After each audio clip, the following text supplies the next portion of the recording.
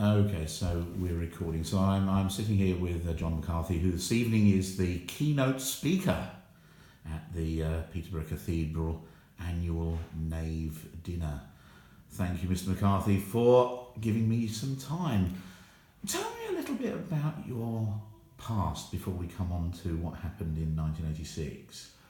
Well, I was born and brought up in Hertfordshire, loving parents and one brother, and lived in a quiet spot. Went to public school and then on to university in Hull, where I allegedly studied American studies, literature and history course, and made some very good friends who sort of come to feature not only as friends in later life, but also in the later times when I was away in Lebanon, and then from there went into journalism eventually, again through a friend from Hull, and found myself working for a brilliant organisation that was a TV news agency that was based in London, but had offices all over the world, covering events all over the world, and selling that coverage to broadcasters everywhere. And it was working there that I sort of got a yearning to go and work overseas in the field, and was naively, in retrospect, thrilled when my boss said that I could go and stand in for our regular man in Beirut in 1986. And at that point, Lebanon was 10 years into civil war. Place was, still very much one of the biggest stories in the world. So I was very, very proud to get that job the idea was to be there for a month. And how old would you have been at that point? I wasn't at that point. I was 29, so I wasn't yet 30. So it was very exciting. I thought this could be a great start to hopefully working somewhere overseas and continue, and maybe getting a regular posting overseas. I was engaged to a colleague, Jill Morell, who worked in the same place, and we were hoping that maybe we would get a foreign posting together. So you go off to this trip to Lebanon, and this would have been in what year would this? 86, you said, is that right? Yeah. So in April 1986, I get the chance to go to Lebanon and run up the office, the bureau there, and went off in March 86, very happy, very excited, very nervous, because I'd never done this before. I'd never been outside Europe before, before I went to the Middle East. So everything was new, and it was funny because I thought I knew what to expect, because I'd seen so much coverage from our camera crews in Lebanon. But when you get there, I suppose to any war zone, but certainly getting to Lebanon in 86 after 10 years of civil war, and seeing that every building, it seemed, carried the scars of battle, bullet holes, and every road seemed to have, potholes, presumably the aftermath of battle and bomb explosions, etc. That was a real shock. It sort of brought me home. I think this violence is incredibly powerful and ubiquitous. It's all over the city of Beirut, which is what I first saw. But also it was interesting to see that the resilience of the people, that they were all trying to carry on their normal lives despite the militias, armed people everywhere, regular battles. People were running businesses, kids and mums and dads going off to school every morning, all the usual stuff. All comes quiet when there's a battle, and then it all gets back to normal again. So that was the experience I had. Luckily, not much fighting going on in that first month. And then one or two Westerners disappeared, were kidnapped. Nobody claiming responsibility for them. A couple of Englishmen were taken, who were tragically subsequently murdered. I don't know which group took them. And then Brian Keenan from Belfast, who was lecturing at a university there, he was taken. So I decided that, my boss and I talked, and he said, I think you've got to get out of town. And so I said, yes, okay, we'll see what happens. And I was trying to get out of town, driving to the airport, and another car overtook us, stopped, and I was taken. And that was it for the next 5.25 years, basically held hostage. I can't imagine, and I don't suppose anybody who's been incarcerated can imagine what that must feel like. But it's a different kind of incarceration to prison. It must feel terrifying, not knowing on a day-to-day basis what's going to happen. Well, that's it exactly. I mean, it was not knowing what was going on. I mean, initially, I couldn't really believe that it was happening. Actually, being kidnapped, it could not be happening to me. Was I think was going through my head. But the thought of suddenly, it was extraordinary that my life had changed within a minute, if you like, of my car being stopped, being taken out by the gunman and into their car, and then I was sort of their pawn for the next few years. So I'm held in underground cells, chained up, always blindfolded when a guard came into the room, into the cell, wherever I was, and that was it. So you had no idea literally what was going to happen year by year, as it turned out, what was going to happen minute by minute. And that was the extraordinary thing of living with that, living with an awful lot of terrible, terrible tedium of nothing happening whatsoever. And then suddenly the world would explode, if you like, and the guards would come pouring in and we'd be moved to another location, which was very frightening and also totally disconcerting, and because we were tied up, chained up, put in sacks and stuff and moved around in the boots of cars. So it was always a big ordeal. And then back to more tedium in the next location. Nothing much happening for a month or maybe a year or so. It was very difficult. And not knowing initially who'd got us. We didn't know whether it was a Lebanese group or perhaps a Palestinian group. And we never really knew why they got us. We discovered that we were being held by a group called Islamic Jihad, who were part of the bigger Hezbollah group, and that they got American and French and other nationalities held hostage too, as well as me. And it turned out Brian Keenan was with me. And then luckily, he and I were brought together after sort of a couple of months, I guess, initially of solitary confinement, which was really, really difficult, I think, because one begins to lose, with no one to talk to at all, and underground in the dark. And as after the first couple of months, from spring to summer, it got very hot and uncomfortable in this underground prison. Not simply not knowing what was going on. You have to sort of lose a sense of perspective. Luckily, after the first move, I met Brian Keenan, and we then spent the next 4 years together solidly in various places, sometimes with some American hostages. And that company kept one sane, helped one develop some sense of perspective of what was going on, but it essentially we kept each other going, because, as I said, it was very boring. Sometimes we got books, but not often. So we were just talking and talking and talking, making up silly games and doing silly things together to try and keep the sort of the fear, the uncertainty, and the boredom at bay. Did you ever give up? Not exactly. Never for long. It was interesting. Once or twice, I think we all went into a situation where you just, like the computer would crash, and you just go into a blue-black funk and not be able to sort of keep going. You just close down, literally. And when that happened, I think, and it happened to all of us, perhaps not often, luckily, but you just go down for a couple of days, and then the other guy would leave you be and give you a bit of space, because obviously you just fused, so to speak, and then you gradually bring each other back and start talking, and that would be all right, and then you do find the energy and the optimism again to sort of keep going. And I think, the other guys looking after you, or you looking after the other guys, was important, and there was that, but also a sense of responsibility to them, but also responsibility to the folk back home, because we knew that we were all right, effectively. Things got very heavy at times, and it was obviously never a good experience, but we were coping. But as we discovered subsequently, the outside world knew nothing about where we got to, what was happening. It just disappeared literally into a black hole.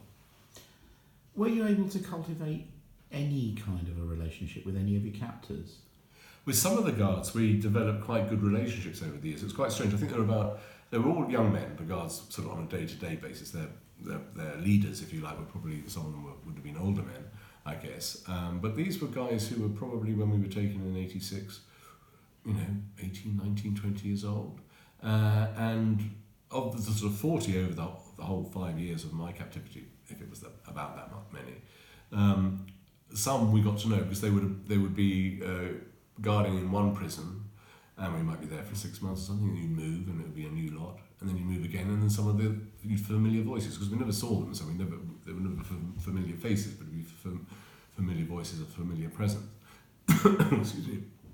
And depending who that familiar presence was, that could be good news. You think, oh, this guy's not going to be heavy, he'll be more relaxed, and some of them spoke good English. Some of them, even if they didn't speak good English, they were friendly in that regard. And I think this is one of the sort of lessons, maybe it's come with years later, and having had a good life since. But I did reflect, and I think we reflected at the time, that given these were men who were, as I say, maybe 20 years old, and the war had been going on for 10 years, to see that by and large their humanity was very much intact. These weren't raving monsters, they weren't by and large brutalised young men, it seemed. But given they'd been through all the chaos of civil war, obviously no doubt lost relatives in the conflict, the warring factions, etc. And just growing up with that sense of uncertainty that warfare brings inevitably, and to all the little pockets and areas of the country. By and large, the fact that most of them seem to have retained their humanity was something that one could cling to, particularly if there was you had a relationship with one and you thought, we're relatively safe with this guy. He obviously is holding us against our will. And on one or two occasions, they would, certainly one or two of them, actually acknowledge if their English was enough. We know this is not good. We know this is not right, but we believe that we've got to fight our corner in whatever way we can. Which didn't cut a lot of mustard at the time, but they were making the point that they didn't enjoy our suffering. We'll move forward to 1991. How did you first hear that there was a possibility of release? How did that come about? Well, it was weird actually, because for most of the 4 years that I was with Brian Keenan, and within that about a year of the time, a year and a half of the time, we were with 3 American hostages in one particular location, and often in the same location with them, albeit in different cells, through over those years. But I think for all that time we had a radio for about 2 weeks, which was then taken away. I think relations with between Iran and Britain had turned very, very sour. It might have been over the Salman Rushdie story, I can't remember. And we just got this radio and then it went away again. So Brian and I were living in limbo. We had no idea what was going on in the outside world, which was dreadful. And then when Brian was released in August 1990, I was left on my own for a bit, but only for a day, I think it was, if that. And suddenly the 2 Americans, Terry Anderson and Tom Sutherland, who ended up being the longest held, they'd been kidnapped a whole year before us, came in, and I said, oh great, it was wonderful to have their company. And they had a radio. So I was able to catch up through the World Service particularly, on world events, and sort of endlessly listen to everything. And they had a much broader spectrum of programming in those days than perhaps they do now, I think. But that was great. So we're catching up on culture, all the world news, and following obviously the news, and absolutely. You could only ever listen to the radio up close to your ear. Suddenly heard this was in the summer of 1991 that the group was going to release an American and a British hostage. So we all thought that Terry Anderson, because he'd been held longer than anybody, would be the American. And we'd also heard on the radio about a man called Jackie Man, who was, I think, 80-something, and he was a World War II Spitfire pilot, who had retired years before to Beirut and was still there with his wife, but they'd taken him. So we assumed that they must be releasing him on, just on humanitarian grounds, because he was old. And possibly frail. Anyway, then we also heard that they were going to send an envoy to the UN, so it was very interesting. And then one day the guards came in, took the radio away, and then they came back in and started undoing the chain on me. We were all chained up to the wall by our ankles. And Terry Anderson, who was sort of on the mattress next to me, we've just always slept just on mattresses, foam mattresses on the floor, gave me a hug, and he twigged that obviously I was going. And he just said, good luck, hope to see you soon, give our love to all our families and friends. I said, yeah, all right. And off I went, and we were up in the Bekaa Valley at that point, around Baalbek, I think, as far as we know, and was driven back to Beirut, and over the next 2 days sort of was in an ordinary apartment, given clothes, proper clothes for the first time, and shoes and a watch. It was all weird. It was sort of getting back to normal, endlessly thinking it could go terribly wrong, and I'll be back in that cell with Terry Anderson, and also at that point, with Terry Waite, who'd obviously come out a few years before to try and get us all out. But then it turned out that I met the leaders of the group, and they said, you're the envoy. We want you to go and see Pérez de Cuéllar, who was the Secretary General of the UN at that time. And so then the day after that meeting, I was eventually released and handed over to the Syrian military intelligence people and taken to Damascus with this mission and indeed a letter to take to the UN. And it was wonderful. It was such a mad day. I got driven to Damascus by this general, and having spent years just in the boots of cars, being bundled around, pretty terrified and certainly very uncomfortable with Brian Keenan. Now I was sitting in this guy's open-top Mercedes sports car racing through Beirut and out through the mountains to Damascus, and got there. And then my dad and brother flew in from Cyprus. They were on an RAF medical plane, which had come basically to collect whoever, but it was me. And they were there, and my boss from London too. So we had this remarkable sort of reunion in the garden of the British ambassador's residence in Damascus, and then that evening flew back to England. It was a mad time, and I think it was good having this mission, because it was very weird. It was obviously what I've been dreaming of for the past 5 years, but the reality was quite hard to take on board. Because I was suddenly in open spaces, I could look at everybody, and it was just weird, reacclimatizing, and could choose to do whatever I wanted to do. I could just walk outside the building, which obviously hadn't been allowed up until that point. So that was great. But I think having the mission of working out how to see Paris Sequoia, kept me focused on that. So it took my mind off just quite how strange and wonderful that the liberation was. And anyway, as it turned out, we stayed for a little while at RAF Lynham, where our medical plane took us back to, which was great. It was sort of felt very safe and secure. And excuse me, we had RAF psychiatrists who could sort of debrief me, which was a great help. And Paris Sequoia came to see me there, so I was able to fulfil my mission and then start gradually getting back into the real world. It's nearly 30 years ago.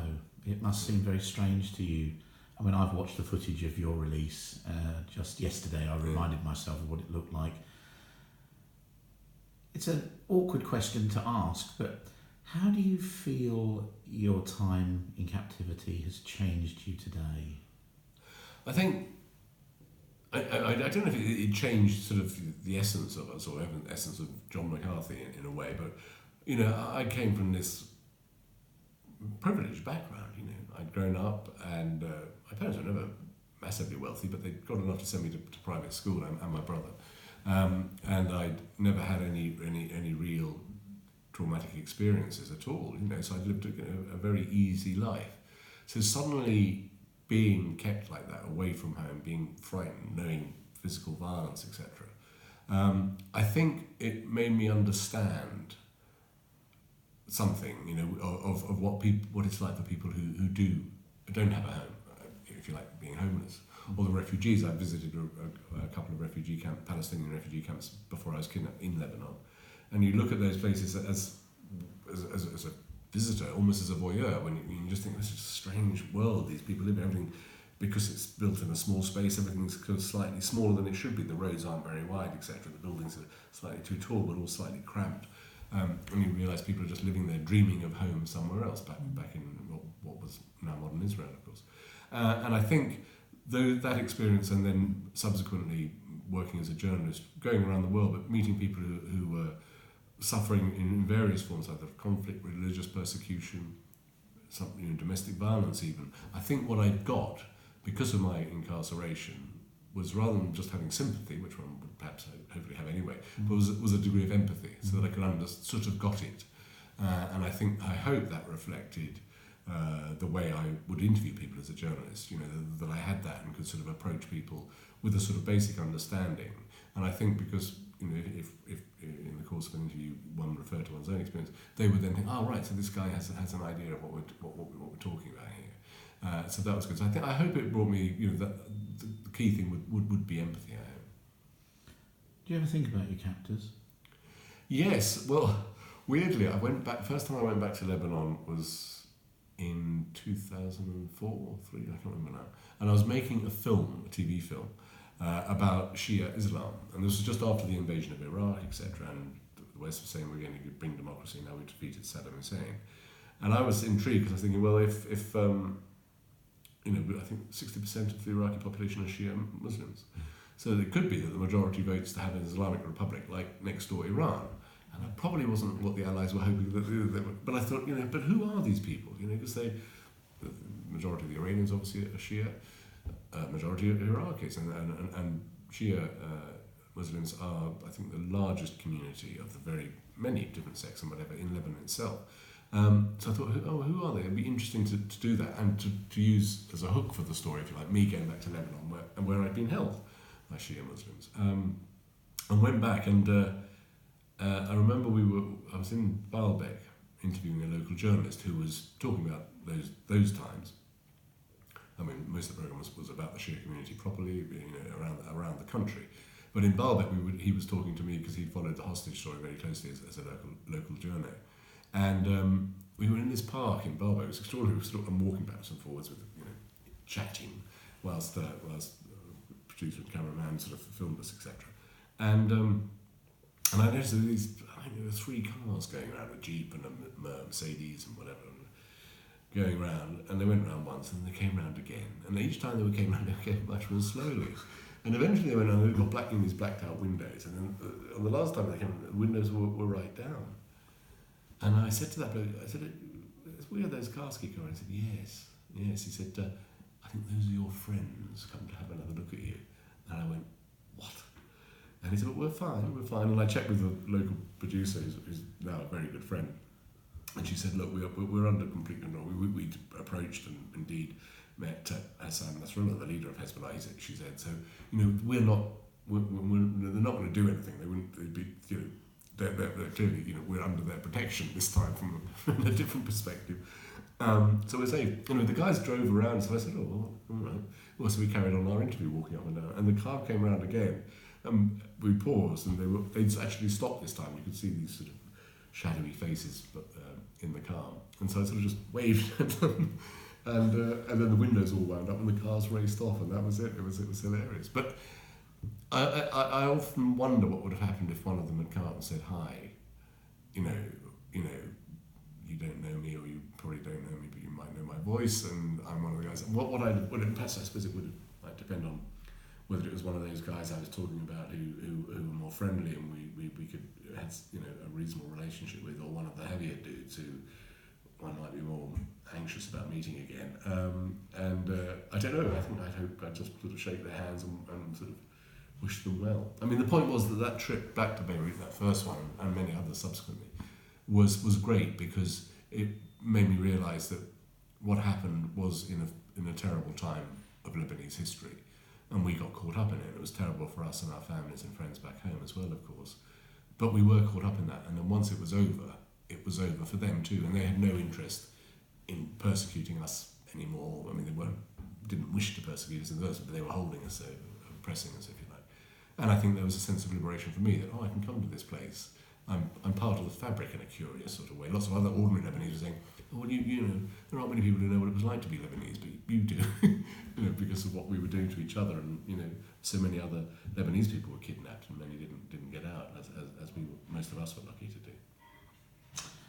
It's been fascinating talking to you. You're going to have a wonderful evening this evening, and an absolutely encapsulated audience, I can tell just by listening to you.